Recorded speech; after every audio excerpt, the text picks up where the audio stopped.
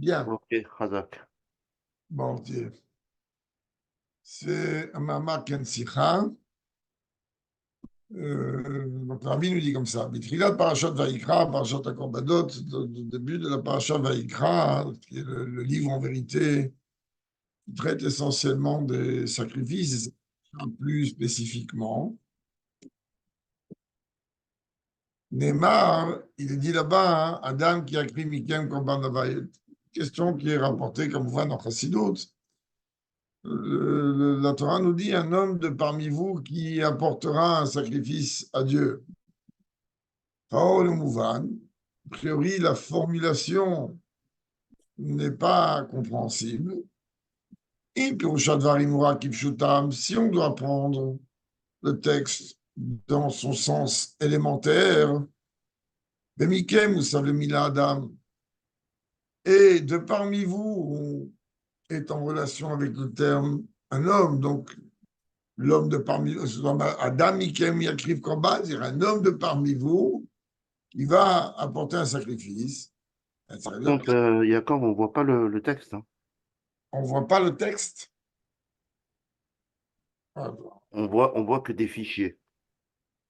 D'accord, j'ai compris. Enfin, je n'ai pas compris, mais c'est pas grave. Attends 2 minutes. Je vais remettre ça. En fait, tu ne l'as pas ouvert, quoi. Bon, moi, je le vois sur mon ordinateur. C'est bizarre. Bon, attends 2 secondes, on revient.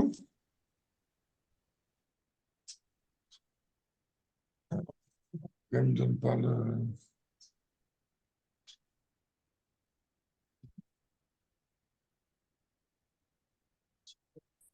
Qu'est-ce qu'il me fait là?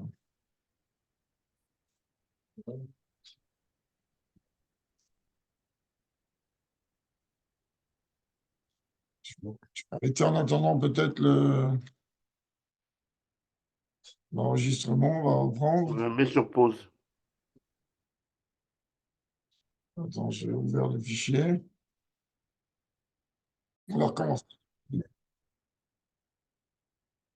Bien. Bitrilat Parashat Vayikra, donc au début de la Parashat Vayikra, la Parashat donc des Korbanot, il est écrit un homme de parmi vous qui apportera un sacrifice à Dieu.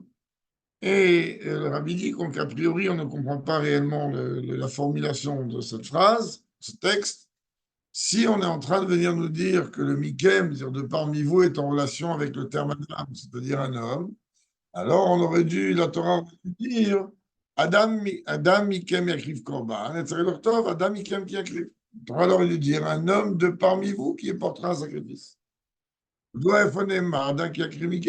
Pourquoi il est écrit un homme qui va sacrifier de parmi vous, ce qui laisserait sous-entendre une abomination gigantesque de penser qu'à un moment, la Torah, elle va demander, Dieu préserve, un sacrifice humain.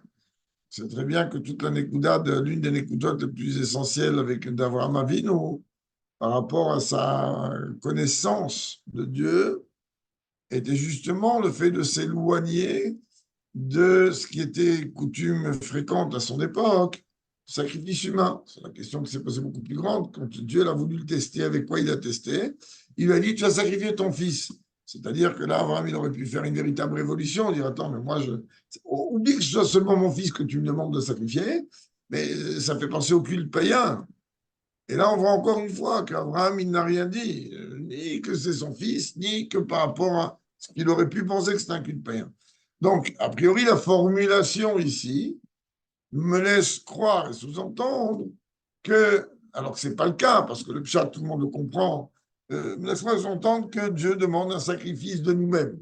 Et on va voir que sous une certaine forme, oui, la douane Emma Béarazlazé, béton à Tarsidut, on a bien dit, c'est connu, ce qui est rapporté par rapport à cela dans la Chassidut. Le but est de venir aussi expliquer le sens spirituel que représentent les korbanot en fonction du service de Dieu de l'homme, c'est-à-dire comment l'âme va servir Dieu par rapport à cela. Yadoua Adgashatam Shel Razal, c'est connu la précision du langage des Rachamim concernant le pasuk Ve'asuli Migdash Aradi Betocham. Lorsque Dieu vient nous dire, vous me ferez un sanctuaire, je résiderai parmi vous. Donc, Rami vient nous dire, Dieu précise bien que le but du sanctuaire, c'est pas, comme on le répète souvent en rigolant, c'est pas que Dieu cherche un logement. Le but, il est qu'à travers la mise en application de la volonté de Dieu, Dieu puisse résider en nous. מכאן מובן כי כל העבודות שהיו קיימות במשכן ובמקדש הגשמי קיימות גם מבחינה רוחנית במקדש הרוחני הנמצא בכל אחד מישראל. Et donc de là, on comprend que toutes les formes de service de Dieu qu'il y avait dans le Mishkan et dans le Beth Amikdash matériel, en vérité, on les retrouve aussi dans le Beth Amikdash et le sanctuaire spirituel qui se trouve à l'intérieur de chacun d'entre nous. On a expliqué très rapidement Shabbat que si on veut prendre 2-3 points du Mishkan, Shabbat, on a parlé très vite de la Menorah, que la Menorah, elle va éclairer, donc on n'a besoin que de l'endroit de résidence de l'âme divine dans le cœur, alors que la lumière de l'âme, elle puisse éclairer dans tous les membres du corps, comme c'était pour le Beth Amikdash, où elle éclairait vers l'extérieur. Les tentures représentant la protection qu'un juif se doit de prendre sur lui, de mettre des barrières et de se protéger de toute attaque extérieure, c'est-à-dire attaque du Yetzirah, etc., etc. Et donc, automatiquement, lorsqu'on prend toute la avoda qu'il y a dans le Mishkan et dans le Beth Amikdash, eh ben, elle a une relation directe avec mon service de Dieu. Et d'ailleurs, on sait très très bien que si aujourd'hui, comme le Rabbi va le dire, on n'a pas pour l'instant, jusqu'à ce soir, jusqu'à l'instant où on parle, pour l'instant, de Beth Amikdash matériel, dans lequel on va pouvoir sacrifier des bêtes matériellement parlant, eh ben, au Beth Amikdash, il y avait et l'aspect matériel et l'aspect spirituel. Aujourd'hui, il ne nous reste que l'aspect spirituel. Ça ne veut pas dire qu'il ne reste rien. De la même manière que lorsqu'on veut parler du Beth Amikdash, plusieurs sikhot du Rabbi débattent de ça dans Pekoudé et ailleurs, de venir nous dire comprends, le Beth Amikdash, il n'a jamais été détruit. Pourquoi il n'a jamais été détruit? Oui, ni le premier ni le deuxième. Comment?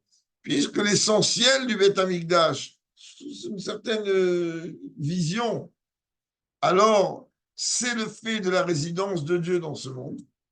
Bien que le Rambam, je développe un petit peu parce que la sira n'est pas longue de toute manière, donc on peut prendre un peu de temps. Bien que le Rambam vient me dire que le Ikar, la voda essentielle du Beth Amikdash, c'est ce qu'on parle maintenant, c'est-à-dire le fait makriv bo korbanot, le fait d'y apporter des sacrifices, quand même, puisque le Beth Amikdash, il représente le dévoilement de la Shrina dans ce monde, c'est-à-dire que le Ikar du Beth Amikdash, il est le fait que l'illimité se trouve dans le limité. Donc la dimension du Kodesh HaKodashim, mais du loin, la dimension du Aaron HaKodesh, qui lui est cette fusion entre la partie limitée de l'illimité. Et étant donné que le Aaron HaKodesh n'a jamais été détruit, n'a jamais été pillé, et se trouve dans un endroit, comme on a déjà étudié très longuement dans la fameuse Sira du Rabbi de Makom Nizat Aaron, un endroit qui n'était pas un endroit dans lequel on s'est dit, bon, attends, ça sent le roussi. On va voir quelque part si dans un sous-sol, on va pouvoir mettre le Aaron HaKodesh. Car, comme pour résumer en un mot, cette sira du Rabbi sur Rambam, Shlomo HaMelech n'avait pas le droit, comme on a entendu Shabbat dans la Haftara, il avait des plans. Il n'avait pas le droit de bouger 1 millimètre des plans que Dieu avait décrits à David.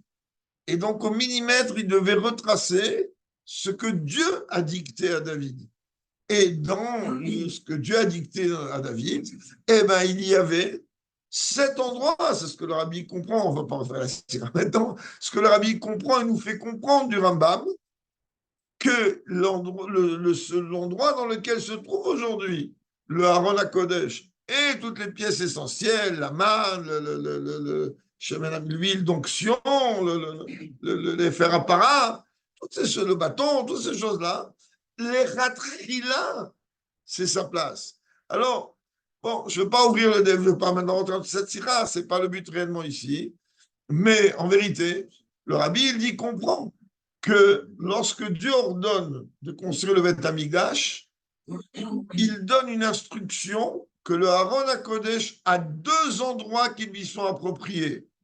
Pas un en cas de problème, car si on n'a pas fauté, alors il n'y a aucune raison de le détruire. Mais il y a 2 endroits. Traduction de ces 2 endroits, je ferme la parenthèse de cette sira, sinon on va en faire toute la sira maintenant, c'est qu'il y a un endroit dans lequel le Aaron HaKodesh peut être visible, ça vous fait rappeler beaucoup de belles choses, et un endroit dans lequel le Aaron HaKodesh, avec toujours son boulot, il n'est pas visible. Il est enfoui quelque part et il n'est pas à la portée des yeux de l'humain.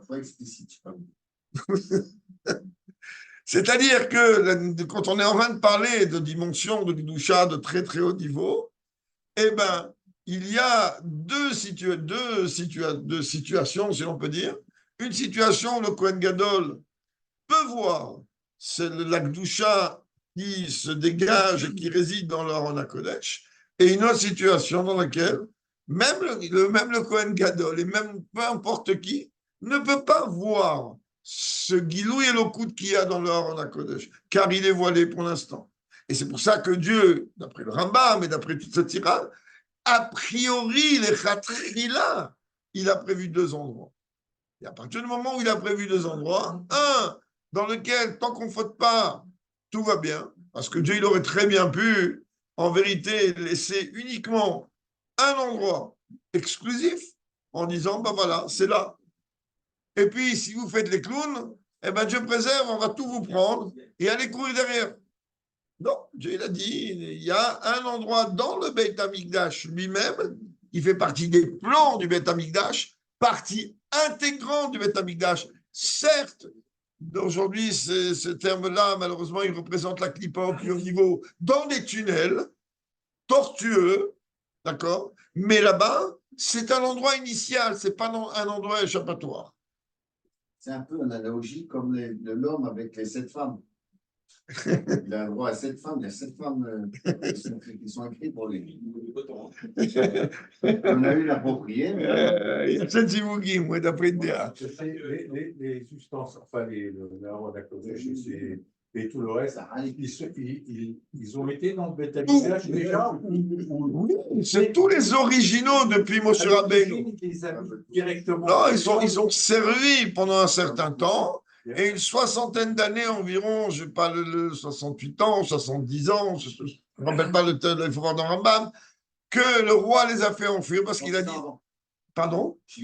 Voilà, 68, 70 ans avant, il les a fait cacher. Donc tous les originaux, ils sont dans une place initiale. C'est pas qu'on a trouvé, c'est pas parce qu'on n'avait pas le droit de rajouter le moindre endroit dans les plans du Beth Amikdash. C'était inclus dedans. Donc tout ce qu'ils ont pris, les Romains, Shlomo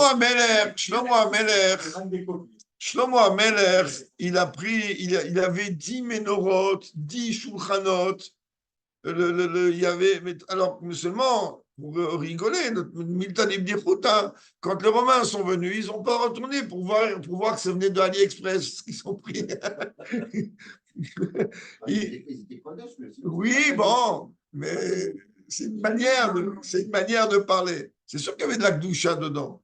Mais de la même manière que les tables de la loi, lorsque le Vaudor a été fait, toute la Gdusha des tables est partie. Quand ils ont volé les ustensiles du Beth Amikdash, on arrive à Purim.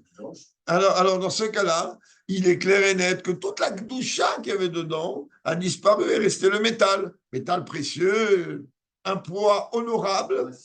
Mais pourtant, il y en a un qui a été voir au Vatican, ces pièces-là, et il n'a pas passé l'année. Alors, au Vatican, ce qu'il a vu, donc je répète, c'est des copies. qui ont servi au Beth Amikdash. Quand la douche a été partie, pourquoi il n'a pas passé la Il reste quand même, je ne sais pas si c'est lié ou pas avec ça, mais certainement qu'il reste une trace de Gdusha dedans. À quel point, j'en sais rien.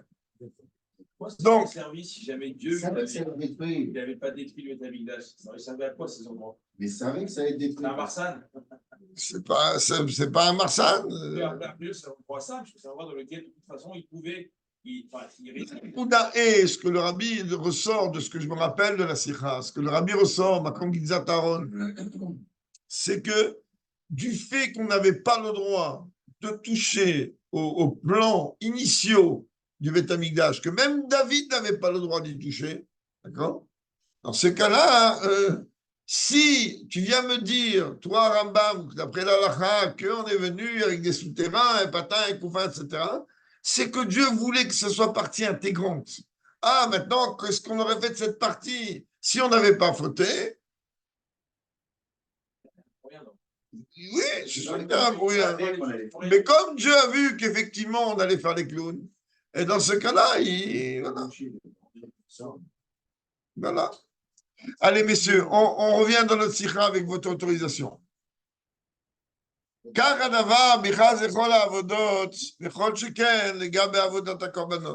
c'est pareil concernant tous les services qui étaient pratiqués au Beth Amikdash, au Mishkan, et à raison de plus, les Gab Avodat HaKorbanot, concernant les sacrifices. Chez Gab, Mikdash Agash Migoufo, même dans le Beth Amikdash matériel, physique en lui-même, Makombo et Azo Avodat Gashmit, Shakravata Behema Gashmit, endroit dans lequel il y avait tout ce service, effectivement, d'y apporter un sacrifice d'un animal matériel. Aïtaïb et Pnimiuta, Avodah Rochanit. D'accord, c'est vrai que dans le Beth Amikdash, comme on l'a dit il y a quelques minutes, c'est vrai que dans le Beth Amikdash, on amenait du bétail au sens matériel du terme. Mais qu'est-ce que vous croyez? Que les Kohanim, c'était juste des shoratim et des bouchers et des mangeurs de grillades? C'est vrai qu'ils mangeaient beaucoup de viande. Là-dessus, on ne discute pas. Mais d'une manière concrète, ce n'était pas que des shoratim. Donc, ils devaient, même s'ils n'étaient pas Kohen Gadol, et même s'ils ils ne rentraient pas dans le code de Shakodashim, etc., leur avoda, elle contenait aussi des codes, elle contenait des kavanot. Et le Kohen était obligé de connaître ces kavanot. Il y avait toute une école, si l'on peut dire, de préparation au Kohanim. Imaginez un instant que les Lévim, qu'eux, ils étaient là pour chanter des psaumes. D'accord? Combien de temps c'était leur scolarité avant de commencer? 5 ans. Ils devaient 5 ans apprendre. Mais apprendre quoi? À chanter? Donc ici déjà, les Kohanim, les Lévim, pardon, ils avaient 5 ans de préparation à comprendre quelles étaient les kavanotes de chaque misbor Télim. Qui devaient chanter, de quelle manière ils devaient chanter, ça représentait quoi, et qu'est-ce et comment? Chacun de Kavachomer, les Kohanim, que eux, ils avaient la avoda, la avoda essentielle, la kribo korbanot. Donc eux, c'était pas juste prendre, va passer ta smira de shochet, après un shrita et t'as fini. Il y avait des kavanot, jusqu'à même qu'on le voit dans la Mishnah, et si le Kohen se trompait, comment il a aspergé le sang de telle manière ou d'une autre manière. Est-ce qu'il a pris avec la main droite? Est-ce qu'il a pris avec la main gauche? Est-ce qu'il a utilisé l'objet en or ou est-ce qu'il a utilisé l'objet en argent? Chaque chose est très médouillac et ça a un sens spirituel. C'est pour ça que le rabbi dit au moment où on devait sacrifier une bête, il était nécessaire, il devait avoir les Kohanim, des Kohanim, pas un, et chaque Kohen, il y avait un tirage au sort qui se faisait le matin, qui était responsable de quoi, de comment, de qu'est-ce, et chacun, il savait qu'il avait une responsabilité, et il devait il devait se concentrer sur la responsabilité qui lui était donnée. Et il y avait aussi les Lévim, et les Lévim, ce n'étaient pas uniquement des chanteurs, bien qu'on a envie de dire Beshira Mouzimran, oui, ils devaient essentiellement chanter Varim Shamruchnim, car c'était quand même des choses plus spirituelles que la facette matérielle de cela. Et comme je vous l'ai dit il y a quelque temps, ça m'est arrivé d'aller il n'y a pas longtemps, un mois et demi, je ne sais pas combien de temps, au côté, alors c'est des années que je n'ai pas mis les pieds. Et là-bas, il y a un truc de 3D, là, je ne sais pas quoi. Et ce qui était beau, c'est qu'à un moment, on tourne la tête et puis on se trouve donc comme un Cohen au milieu du Beth Amikdash. Et j'avais la chair de poule parce que tu voyais des Lévites qui chantaient pendant que le Cohen sacrifiait. Ça donnait une argacha de dire à Dieu, mais écoute, t'en as pas marre ce galou, je comprends pas. Mais je comprends pas, tu t'ennuies pas là-haut, laisse-nous faire le travail, laisse-nous faire le boulot, remets les Kohanim à leur boulot, les Lévim à leur boulot, et tout va bien.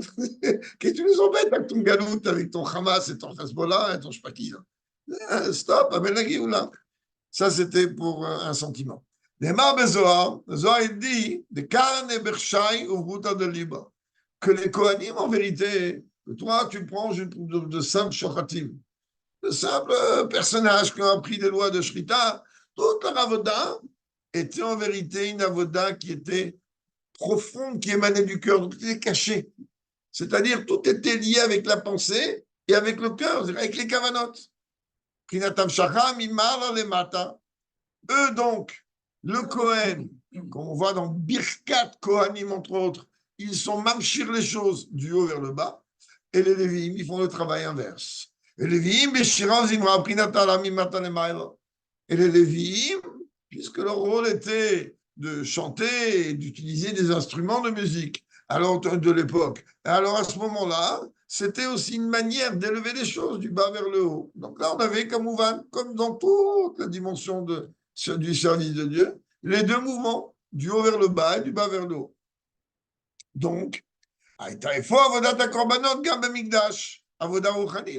donc, ne crois pas, le Rabbi nous dit, que le service des Kohanim, quand il s'agissait des korbanot, était exclusivement physique et matériel dans l'abattage de bêtes, mais il y avait cette dimension de service de Dieu spirituel. Alors, et aujourd'hui, il y a raison de plus. Aujourd'hui, c'est tout ce qui nous reste. Aujourd'hui, on ne peut pas prendre une bête et la sacrifier.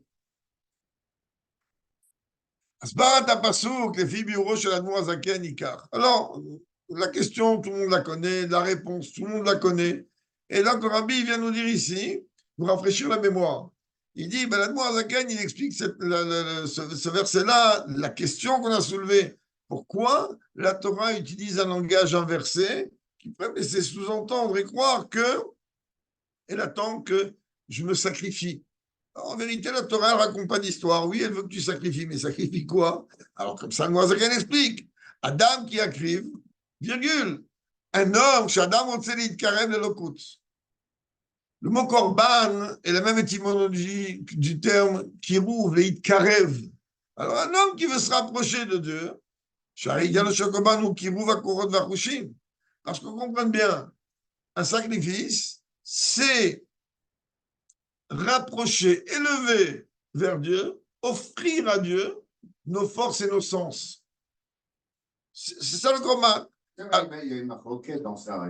Est-ce que le korban et le vêtement, c'est pour les rappeurs à la volonté? C'est aussi. Ou c'est pour Odaot, ou c'est pour. Il y a plusieurs formes. Il y a plusieurs formes et plusieurs sortes de korbanot.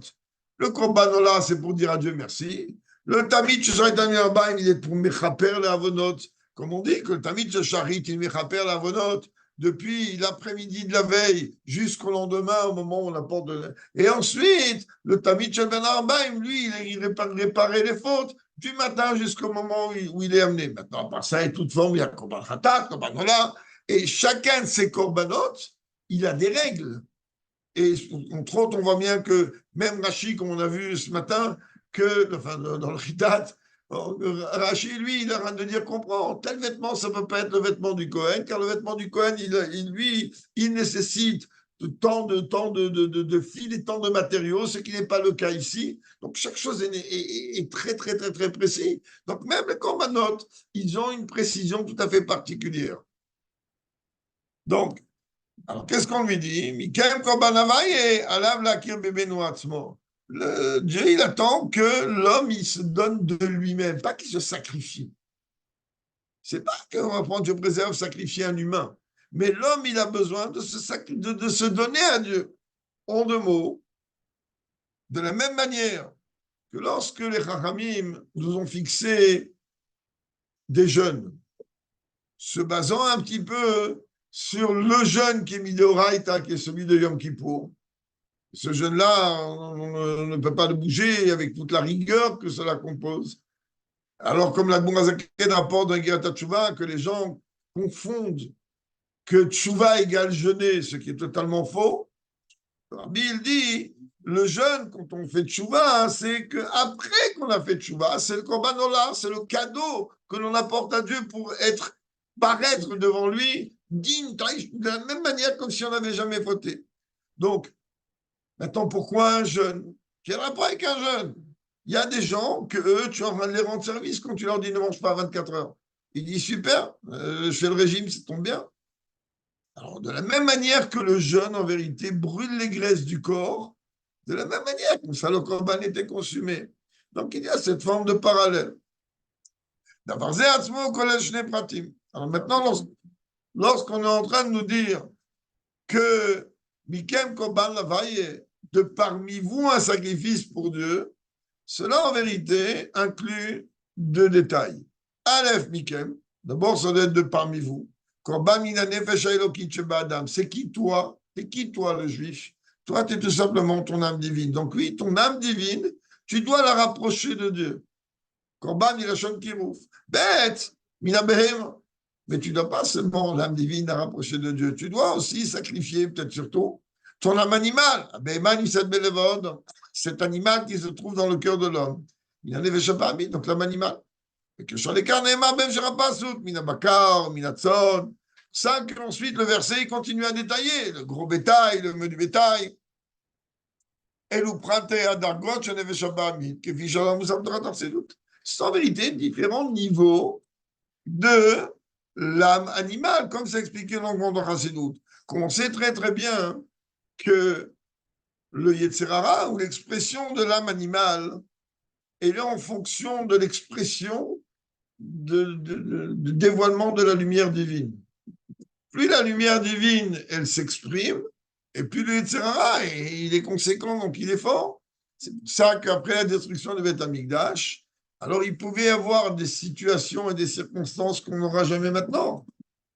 Car résidait encore, si ce n'est pour ceux qui avaient vu de leurs yeux les miracles du Beth Amikdash, il y avait encore des parents qui pouvaient enseigner ce qu'ils ont vu et faire relater ce qu'ils ont vu. Donc il y a encore des traces de Gdusha assez importantes. Donc le Tzara était très fort.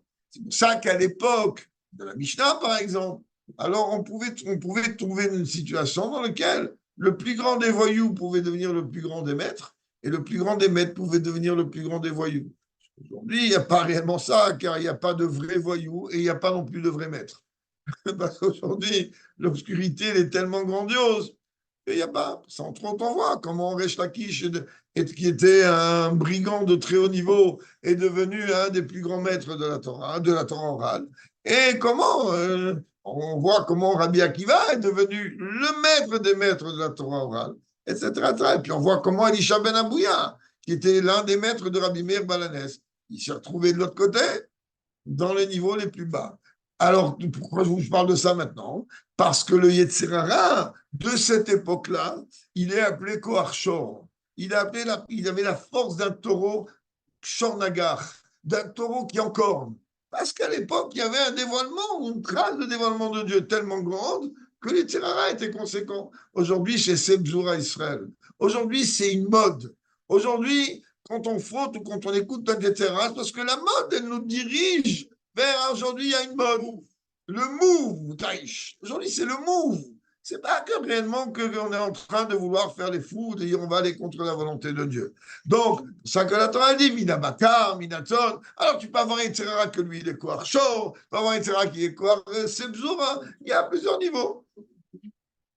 Atarlitz, Eina Avoda Shalev Shel Kidik Chatzma, Ki Biro Deshvel Davka. Mais tu viens de me dire, il y a quelques instants, Mikem, de vous. Et tu m'as dit que de vous, ça implique deux notions. Ça implique d'abord et avant tout priori, mon âme divine, et elle est élevée, la rapprochée de Dieu. Et ensuite, le travail vers l'âme animale. Mais le rabbi dit, n'oublie pas que le but du but, c'est pas l'âme divine. L'âme divine, elle n'a rien à réparer. Le but du but, c'est quoi? C'est permettre, nourrir l'âme divine de manière à ce que l'âme divine va pouvoir transformer, raffiner l'âme animale. Même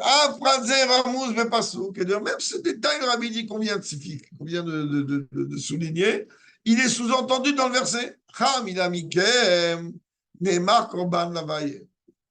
Après le mot de parmi vous, il est dit un sacrifice pour l'éternel, pour Dieu.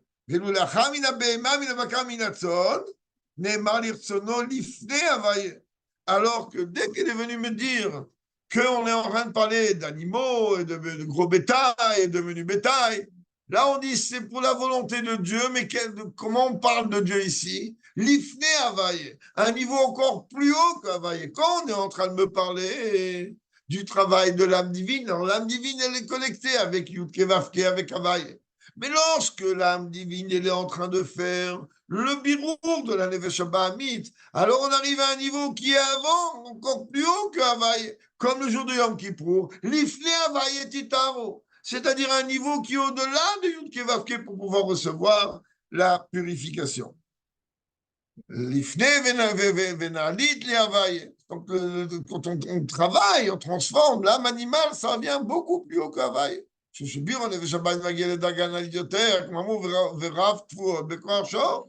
Parce que lorsqu'on transforme l'âme animale, alors on arrive dans des niveaux infiniment plus hauts, comme c'est marqué qu'on peut produire, on peut obtenir une récolte beaucoup plus importante en fonction de la force du bœuf, du taureau qui est en train de labourer la terre.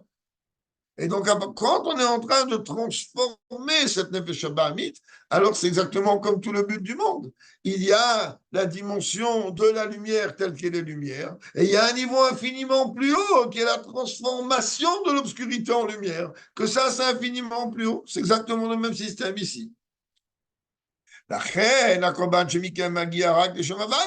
C'est la raison pour laquelle, lorsque la Torah elle parle de Mikem, le Korban qui va émaner de Mikem, donc de mon âme divine, celui-là, il atteint quoi quand il est fait convenablement? Il atteint le niveau d'Havaï.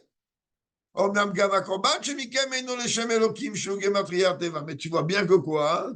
Ne sous-estime pas la projection, l'élévation de ton âme divine. Si on voulait te dire que l'élévation de ton âme divine, c'est nourrir ton âme divine pour qu'elle se rapproche de Dieu, c'était quelque chose de banal, basique et courant, on aurait dit l'ifne à Elohim. On aurait parlé du niveau de Dieu, que Dieu l'a habillé dans la loi de la nature. Dieu tel qu'il est caché dans la nature. Qui comme elle avait dit Mikem, Korban Lavaye. Ça veut dire que même le travail de l'âme divine, quand elle est nourrie et qu'elle est en train de prendre des forces pour se rapprocher de Dieu, alors elle atteint le niveau d'Havaï. Comme le Zohar il dit, que celui qui est en train de sacrifier pour le Elohim Yechoram, il est mis de côté. Et la Sheimzot, de quoi on parle ici? C'est-à-dire, là, ici, on dit la Elohim, d'après le Zohar, à autre chose. Yehoram, ça veut dire détaché, déconnecté. Mais là, il dit même que toi, tu es en train de dire que quelqu'un, que lui, va faire un sacrifice. Mais il va faire un sacrifice à un niveau de Dieu qui est habillé dans les lois de la nature, même si c'est quelque chose de positif, c'est pas du tout ce qu'on attend de lui.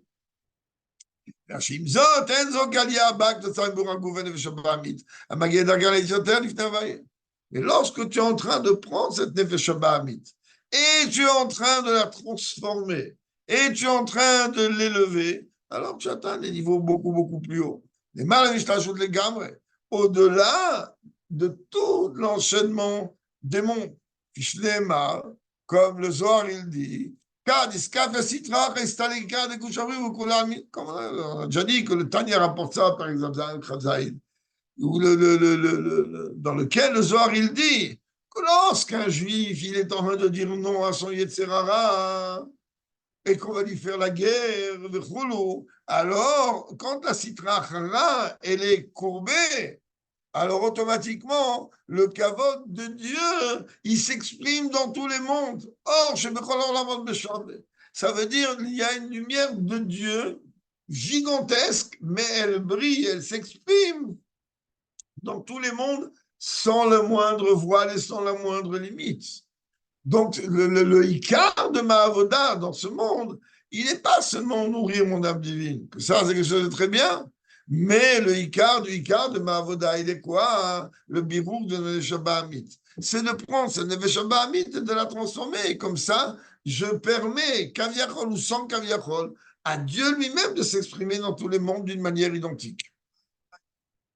C'est de la cravate à Behema Begashmiut. Alors maintenant, le Rabbi dit, viens, on va décortiquer un peu plus. Comment ça se passait quand on sacrifiait une bête? Tu ne pouvais pas prendre n'importe quelle bête parce qu'elle avait des signes de cache-route et tu pouvais automatiquement la sacrifier. Il y avait une nécessité. Il fallait que les Kohanim, un Kohen qui était habilité pour ça spécifiquement, il devait vérifier le bétail que lui, il était apte à être sacrifié. Et d'ailleurs, comme on l'a déjà appris, ce bétail-là, il devait être vérifié pendant 4 jours.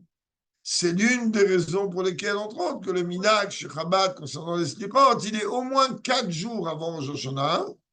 Pourquoi? C'est une manière de vérifier la béhéma intérieure, si elle est prête à pouvoir... On la vérifie 40 jours. Oui, il y en a qui la vérifient 40. Donc, c'est 4 jours.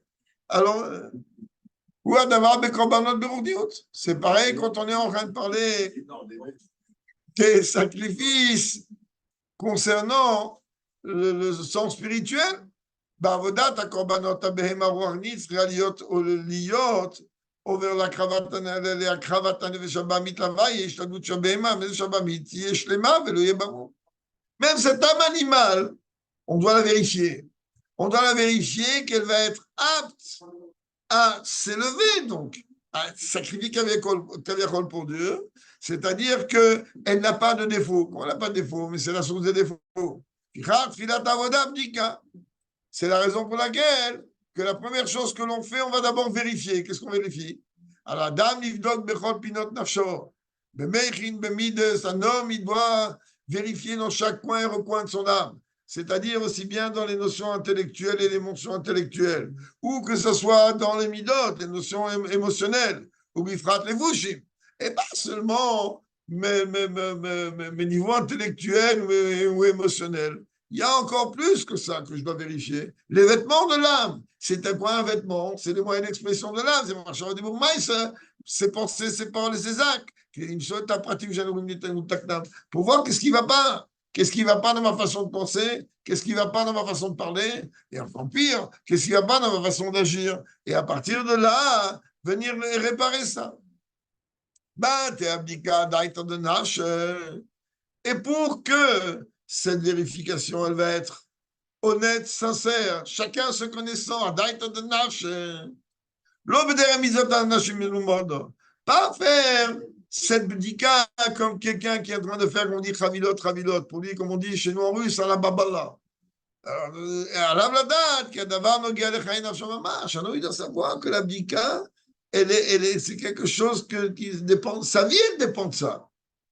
Ah, c'est la bdika karaoui. Là, automatiquement, la recherche, approche aussi de Pessah, la recherche du chametz spirituel, elle va se faire le horaner, elle va se faire automatiquement avec la lueur d'une bougie, c'est-à-dire qu'iner mitzvah et Torah, c'est-à-dire faire attention à ce que mes mitzvot, elles soient comme il se doit, et grâce à mon étude de Torah qui va éclairer, c'est une parenthèse. Et même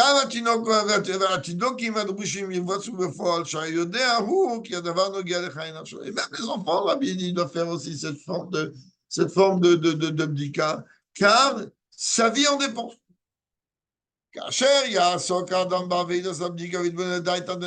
Lorsqu'un homme il va s'investir dans cette recherche, si l'on peut dire, et qui va réfléchir en se connaissant, c'est-à-dire en étant objectif, de sa situation spirituelle, il Un homme, il peut arriver, il se dit, regarde, qu'est-ce que j'ai fait comme Avera? Je suis assis, j'arrête d'étudier. C'est chez moi.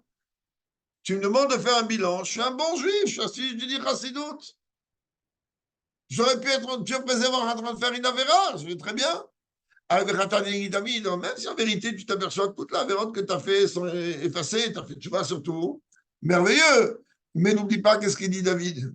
David, il dit, mes fautes sont constamment face à moi. C'est un verset qui n'est pas aussi simple que ça à comprendre, car il n'est pas aussi pchat que ça. החטאים שבר במשך ימי חלדו, משאר נעוריו, ובכללם גם אלו שעבר לפני היותו לבר מצווה, נשאר עדיין, שכן לא תקדם לגמרי. Il faut qu'on comprenne bien, on a déjà expliqué maintes fois que même si nous, on a commis des fautes et que, mais que ces fautes-là, on ne les a plus recommencées. Ça veut dire que notre tchouva, Baruch Hashem, elle est comme il faut. Très bien. Ok, mais rappelez-vous l'exemple qu'on a pris. On a dit qu'on y a ma vie tchouva, donc toute sa vie de faire tchouva. Combien toute ma vie sur tchouva? Ça, je ne peux pas rater une tamite. Tu te moques de moi? J'ai fait tchouva. Cette faute-là, la preuve de la tchouva est que je n'ai plus recommis cette faute. Ils ont passé 15 ans, 20 ans, je n'ai pas recommis cette faute. Qu'est-ce que tu as à me dire que constamment tu es devant moi? On dit non, mais tu n'as pas compris, étant donné que chaque jour, il y a tu es recréé à chaque instant. Et chaque jour, il y a une nouvelle lumière qui descend avec ton âme. Ben, rappelez-vous l'exemple qu'on a pris de la chemise qui est tachée. La lumière qu'il y avait hier, elle ne montrait pas la tâche. Elle est sortie c'était lavé avec Ariel, elle est sortie toute neuve, merveilleuse. Mais le problème, c'est que demain, et 10 ans après, l'intensité du spot qui est projeté sur ta chemise, il est 10 000 fois plus grand. Et là, il reste des traces. Il reste un réchimo. Il reste une trace. C'est ça que c'est Khatatine Gitamid. Ça ne veut pas dire qu'il a forcément une influence. Mais il faut comprendre que chaque jour, le nettoyage, il doit se faire d'une manière beaucoup plus importante. On avait dit la preuve qu'il n'a pas réellement réparé totalement ses fautes et qu'il n'a pas fait une tchouva tellement parfaite. Si sa tchouva était comme Dieu attend de lui, aujourd'hui, le service de Dieu, il aurait été waouh, infiniment plus grand. Parce que le fait qu'avant, il se trouvait dans une terre asséchée, désertique, ça serait dû justement cet éloignement, comme David Améler dit, que David Améler dit, moi j'aurais aimé ressentir le manque de toi quand je suis devant toi. Ça en prouvait que vraiment je t'aime vraiment. C'est pas possible que quand tu n'es pas devant moi, je t'aime vraiment et quand tu es devant moi, je t'aime moins que quand tu es devant moi. Donc Rabbi il dit, si vraiment la tchouva elle aurait été entière, alors l'amour pour Dieu, il aurait été infiniment plus grand.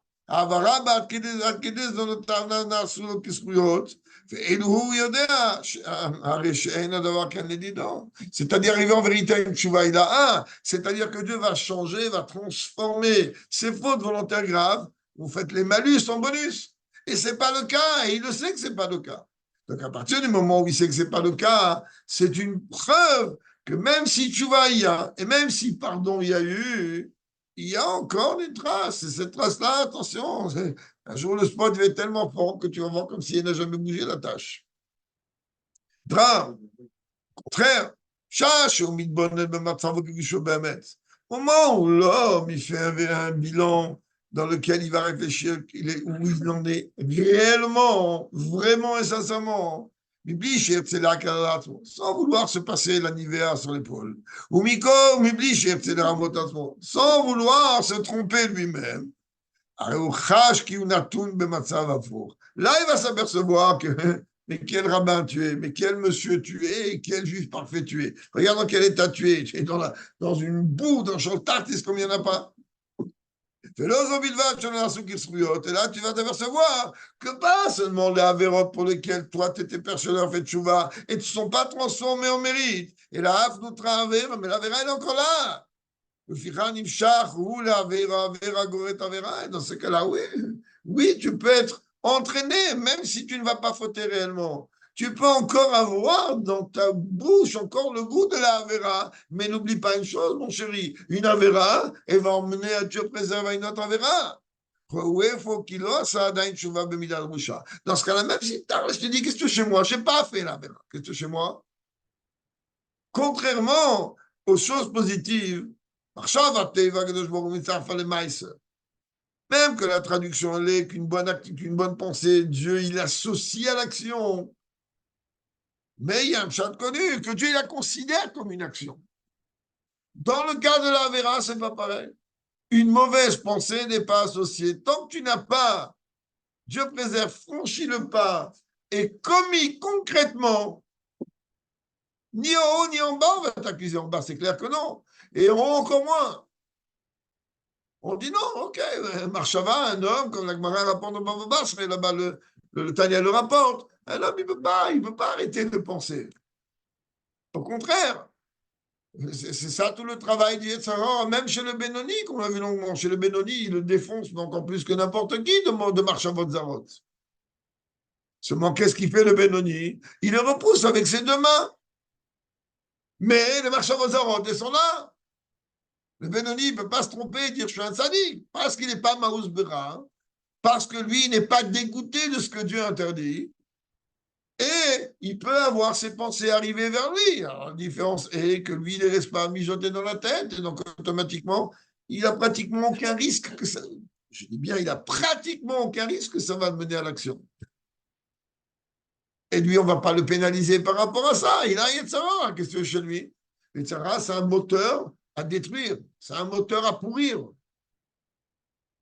Thomas, en deux mots, pour nous dire quoi? La situation que mes fautes sont constamment face à moi, les dido, quand on a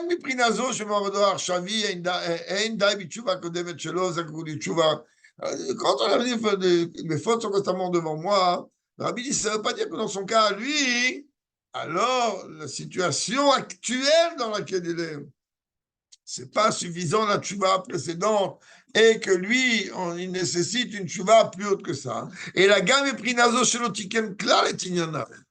Ça veut dire qu'il n'a pas du tout réparé ce qu'il a besoin de réparer.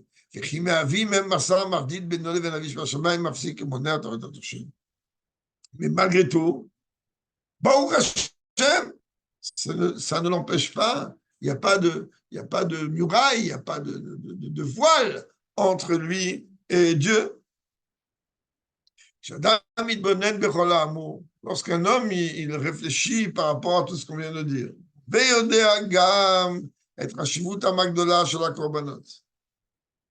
et qu'il apprend, qu'il sait combien les sacrifices sont quelque chose d'extrêmement important.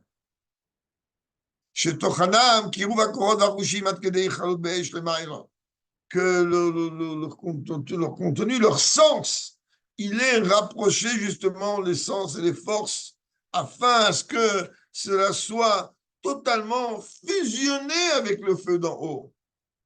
Parce qu'on sait très bien qu'à fil ou même qu'il y avait un feu d'en haut qui descendait, et alors mitzvah la vieille idiot. Alors on devait quand même allumer un feu. Pourquoi tu as mis un feu en bas? Pourquoi il sert ton feu? Ça sert à rien. Avec ton feu, tu vas brûler un sacrifice, tu vas rien faire du tout avec. Puisque le Ika était de faire provoquer le feu d'en haut. Et malgré tout, on demande lui de faire ce travail. Alors il dit que quand on est en train de réfléchir sur ce que représentent les corbanotes, et qu'on comprend que en vérité, mais le sens spirituel est de prendre mes forces, mes sens, et de les faire fusionner avec le feu d'en haut, comme le Zohar il dit. Que les secrets que représentent les corbanotes sont capables de monter jusqu'au secret de Ensof sur les niveaux les plus hauts.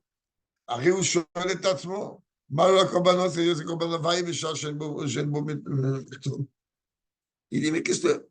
L'homme va dire, attends, mais si un corban, il représente une dimension tellement haute et tellement grande, mais quel rapport avec nous? Quel rapport avec moi? Comment tu veux que moi, je vais être capable en vérité d'offrir toutes ces dimensions-là à Dieu? Qui je suis? Moi, je ne peux pas.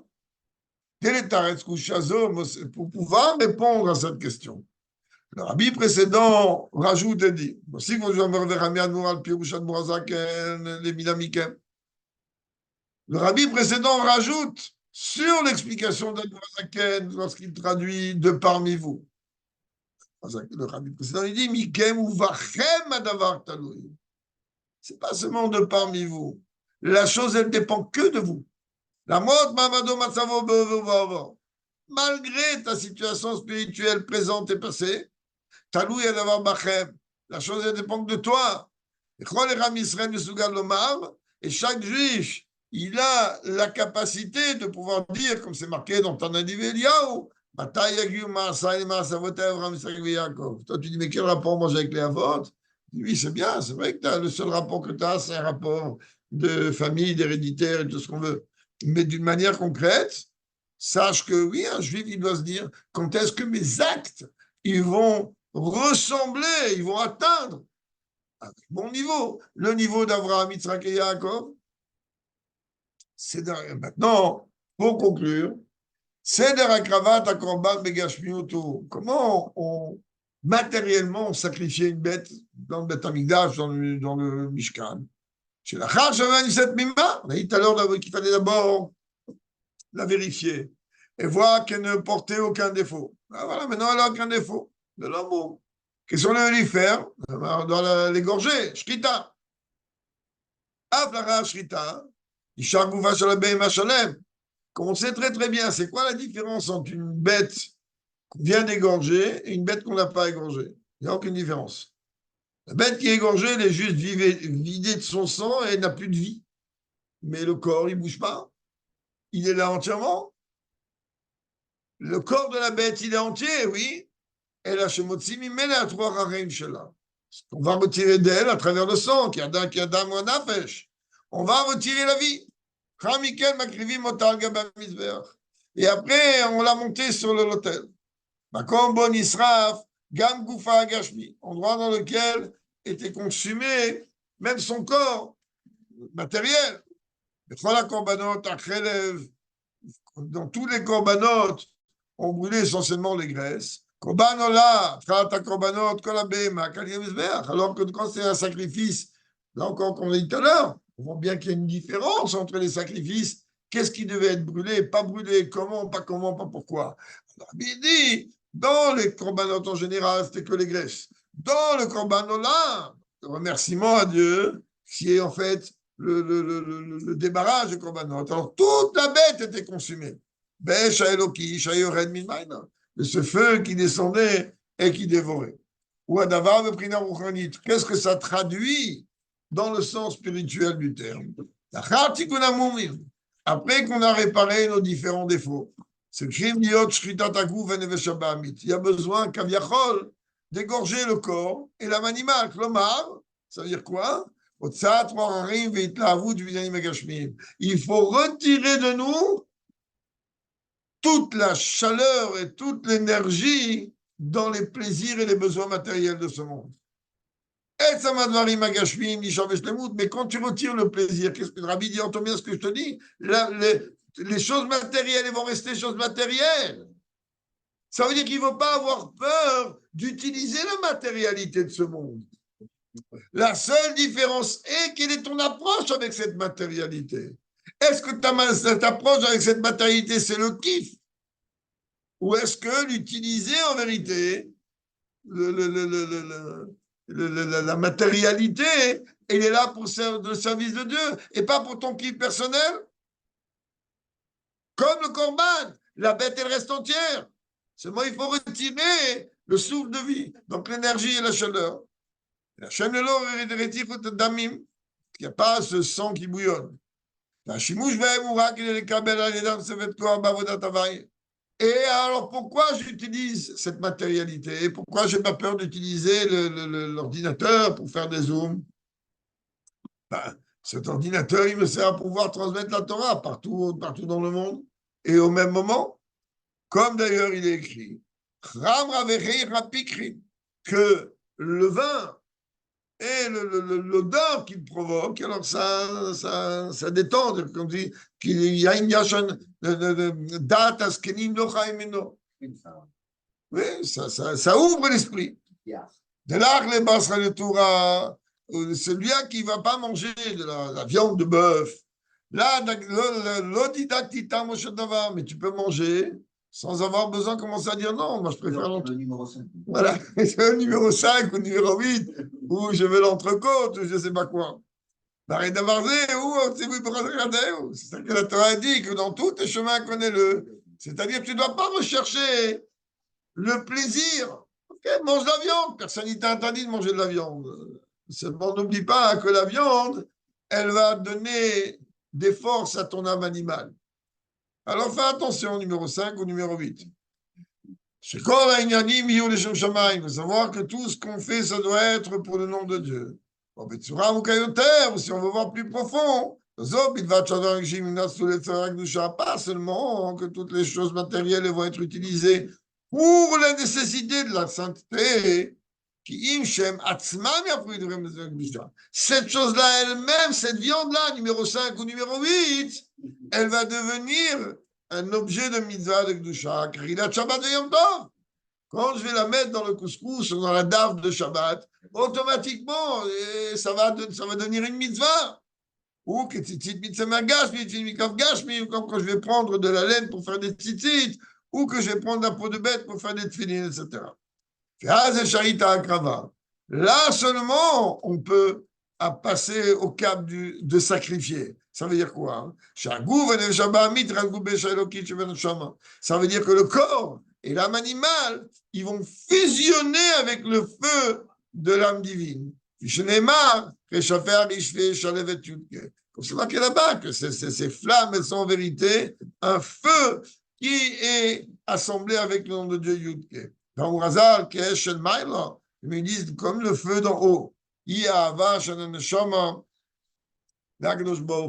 C'est l'amour que l'âme, elle porte pour Dieu. Et là, à ce moment-là, le corps et l'âme animale, ils vont être inclus là-dedans.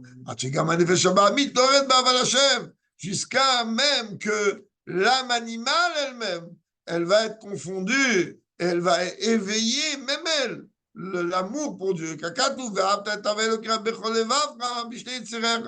Comme c'est marqué, tu aimeras l'Éternel ton Dieu de tout ton cœur, et c'est écrit avec deux bêtes. C'est-à-dire que même ton Yitzhara, il va aimer Dieu. C'est tiré de Mahama qu'on voit Bati Legan Itachin une bête, et qu'avec l'aide de Dieu, qu'on puisse amener les corbanotes immédiatement dans le troisième Betamikdash, et qu'on lui donne Shabbat Zachor, que Dieu puisse exterminer Amalek d'une manière concrète. Eh ben, on n'a qu'une chose à dire, Chazak Baruch. Baruch mon tzaddik. Amen. Chazak, chazak. Des bonnes nouvelles, Chazak.